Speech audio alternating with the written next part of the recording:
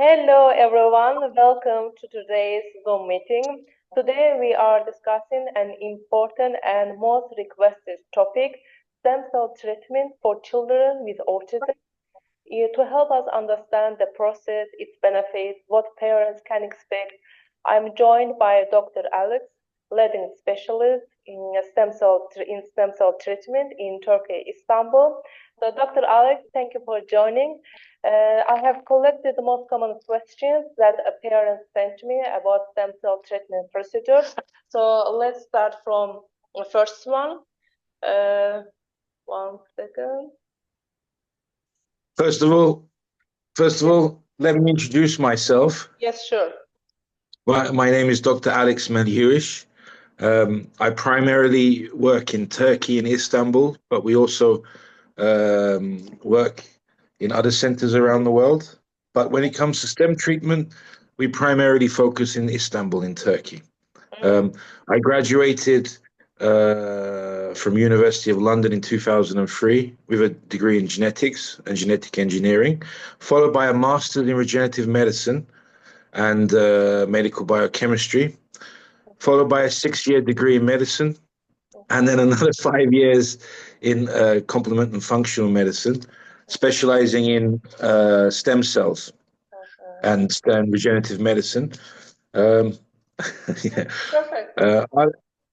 For the past 4 years now, for the past 10 years, we've been primarily treating patients with stem cells and exosomes. But over the past 5 years, we've been treating our autism patients and neurodegenerative patients with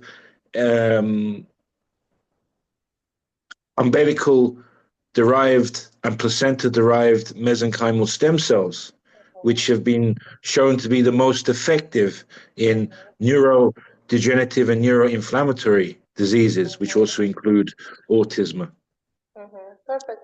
So first question, is stem cell therapy the only treatment option for children with autism, or are there other alternatives for now? Yes, I mean, we can't say it's the only treatment. We cannot say it as an alternative. The most effective treatments available today, when combined with stem cells, of course, is behavioral analysis, occupational therapy, speech therapy, physical therapy. All these therapies work to minimize the impact of the core features and associated deficits with autism by adding stem cells to this underlying physical and speech therapy. The effects are synergistic. We see a much more pronounced, much more dramatic improvement, especially in our younger autism patients when treated with stems in conjunction with the other available treatment options. Okay. So next question, why stem cell treatment for autism becomes so popular and highly requested in recent years? I mean, using the popular is a bit, I wouldn't say popular, but it's definitely the number of patients and patient families that inquire about treatment has definitely increased over the past 3 years, especially after 2021. I think it's a combination of the current medical research and the fact that so many patients and parents have seen the effects that mesenchymal stem cells, in particular umbilical-derived mesenchymal stem cells, have had on their children. So I think it's more word of mouth more than an increase in any kind of awareness. Okay. So what is the best age for children to receive stem cell therapy for autism? And do we have any age limit for children receiving stem cell treatment? It's a very good question. What we've seen time and time again is that the younger the child, the more pronounced the effects of the treatment are. Again, this is down to the remodeling or the infrastructure of the brain itself being a lot more malleable, a lot more easier to change the younger the patient is. And yes, we do have a cutoff for treatment. We generally say 14, 15 years old. And why we say that is because after a certain age, the effects are less pronounced. We do see some positive effects, but they're not as dramatic as if the patient was, say, 5 years old, 6 years old. Again, it's down to the fact that over that period of 10 years, 12 years, the the infrastructure of the brain, the modeling of the brain itself has almost become permanent, the structure. So the earlier we treat, the more malleable, the more pronounced the effect it would be. Yes. But Okay. again, the cutoff point is based on the patient. It's always. And there have been patients where we said we can't treat, or we don't think that the treatment will be um, very, very effective. So it depends on the patient and also on the age. You're quite right. Okay. So how do you determine if a child is a good candidate for stem cell therapy? As with all treatments in medicine, we have to evaluate the medical condition of the patient or the child. We have to evaluate if even with stems, would it be effective? Do they have cognitive therapy? Are they having any kind of speech therapy, or what is their home life and social situation like? These are all factors we take into account.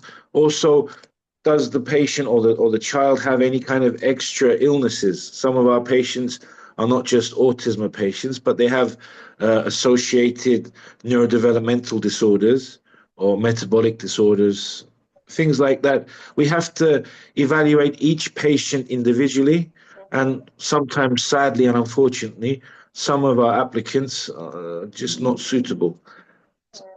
Understood.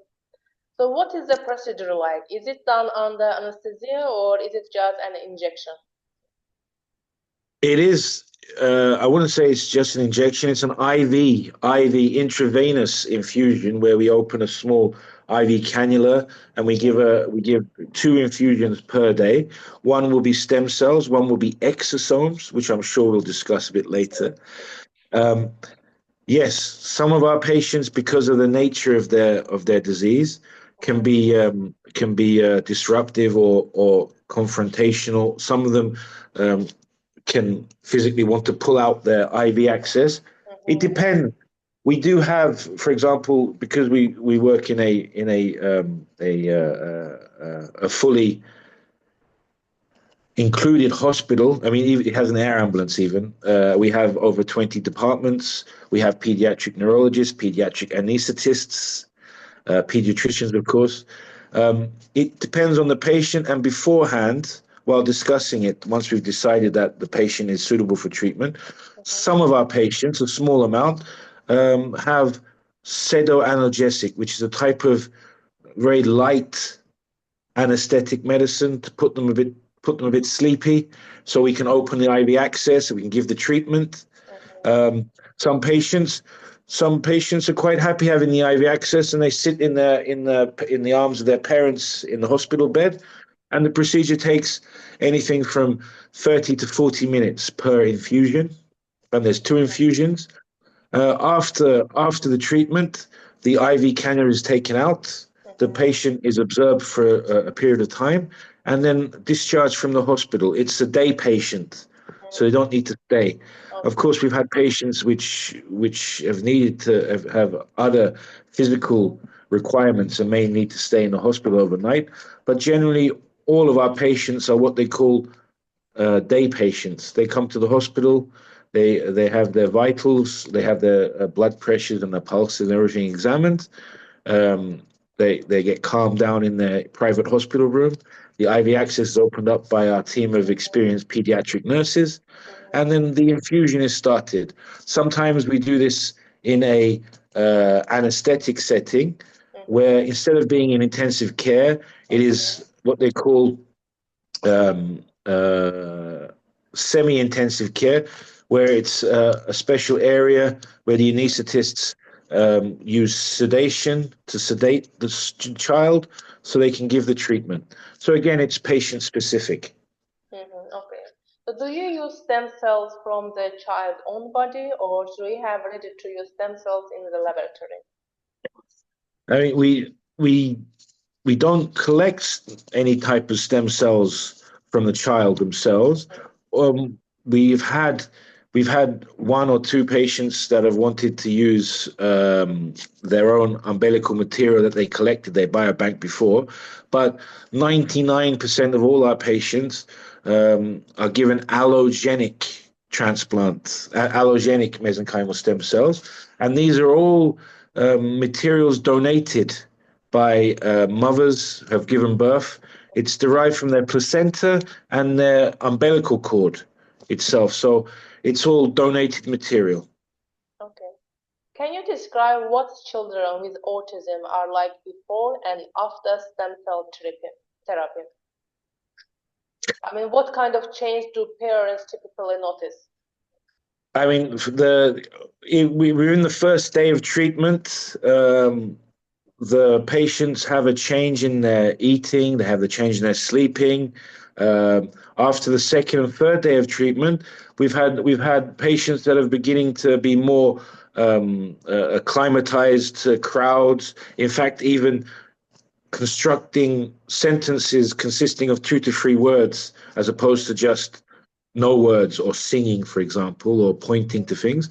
So it's quite dramatic, in fact, and the effects continue to increase over the next 3 months in combination with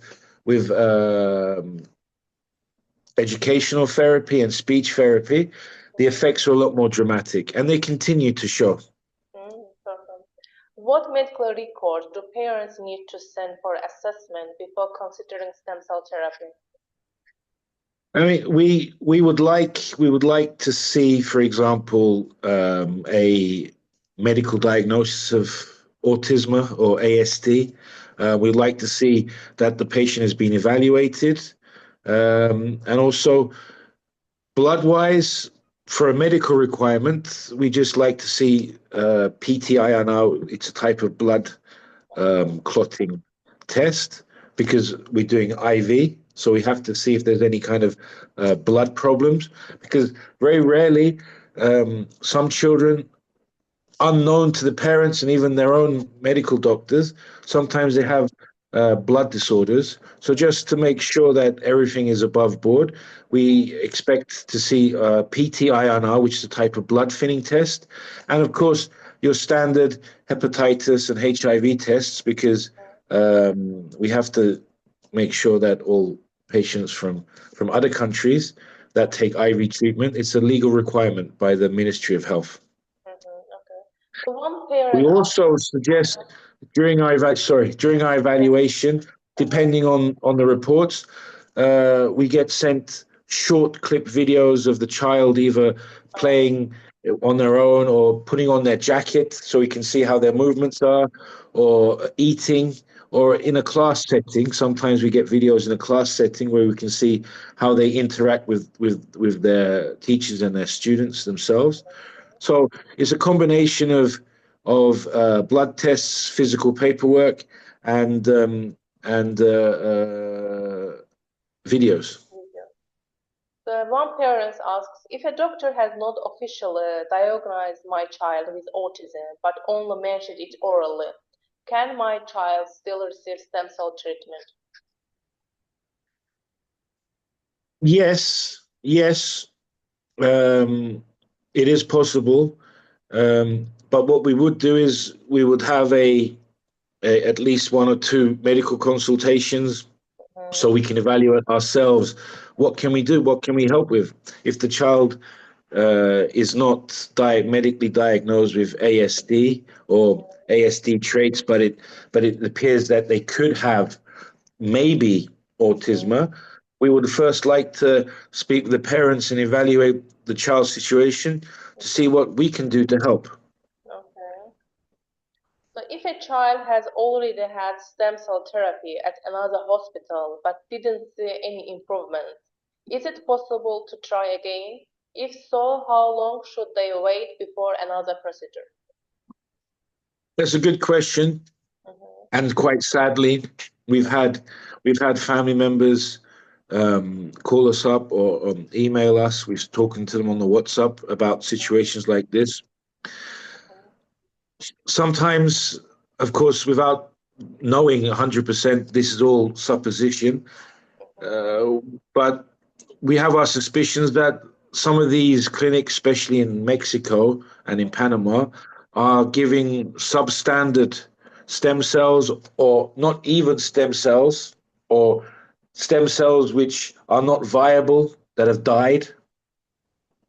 So yes, so I mean, it depends on the quality and the vigor and the efficacy of the treatment of the stem cells themselves. This is why we've been so successful because we have in our partner StemBio, which is a government approved bio facility within a government sanctioned science park. It is a over 20,000 meter squared science facility that produces exosomes, stems, and other biological medicines. They are full GMP, GCMP accredited and approved, and they have licensing both from the European Accreditation Society and also from the state Ministry of Health and the state Ministry of Science. Because of this, we've seen that every time that we use StemBio in our stem cells, the effectiveness and the treatment outcome is so much better. Again, just to get back to your point, because I do talk a lot, I guess. Um, if the patient has had stem cells before, the question that we always ask is where and how and when and what type of stem cells, because not all stem cells are suitable and not all stem cells are viable. So again, it's like saying I had a burger at one place and it wasn't very good. Can I Mhm. have a burger again? It depends on where you got your stem cells from and what type of stem cells. Understood. What included to your stem cell treatment package? Um, within the stem cell package, we have full medical hospital. We have full staff of anesthetists, pediatricians, neurologists, pediatric nurses. We have, God forbid, we have intensive care. We have operating theaters. We have everything in the hospital. Um, what's included is the treatment, Mhm. the medical following, and the post treatment care. Of course, we give stems and exosomes, excuse me, Mhm. but also, but also, when the patient leaves the facility at the end of the 3 days of treatment, they're given a very specially designed nasal spray, which contains close to 1 billion exosomes. These exosomes are what drive the stem cells and what causes the stem cells to have the positive improvement on the body themselves. By giving intranasal application of the exosomes over a period of 7 days post treatment, we increase the efficiency of the patient's treatment. So we give exosomes IV stem cells, uh, close to 1.5, 1 million, depending on the disease, per kilogram of the patient's weight every day, followed by exosomes, 1 billion exosomes every day. And then on discharge, they're given a 7 day treatment of intranasal exosomes, which can cross through the ethmoid sieve, which is a kind of like little microscopic holes behind the skull, straight the blood brain barrier straight onto the brain itself. So it's very effective. The last question, if parents cannot afford stem cell treatment at your hospital, would you still recommend getting it in a cheaper hospital, or is it better to continue with traditional treatments like medication? I mean, do not waste your time and your money. That's all I can say. If you're going to go for cheaper option, and I understand it is actually quite fiscally demanding, financially demanding, not only the treatment, but having to take time off work to travel to a foreign country, for example. These are all factors which do contribute to people's decision making. I can understand quite easily. But in short, I mean, do not go for low quality. Do not, if you have any doubts, don't do it. If you should always have follow-up questions, if they don't answer your questions or you have any doubts, you shouldn't do the treatment. Understood. Thank you, Dr. Alex, for sharing your expertise and answering these important questions that parents sent me. Thank And you. to all parents watching, we know that it's a big decision, and we hope that this meeting will help you to better understand stem cell treatment process. And if you Yes. still have any questions, feel free to leave message in our WhatsApp. We can organize consultation with our doctor also. And don't forget, we are here supporting you on your health journey. Thank you for joining. Thank you. Bye. Thank you. Bye bye. Ciao.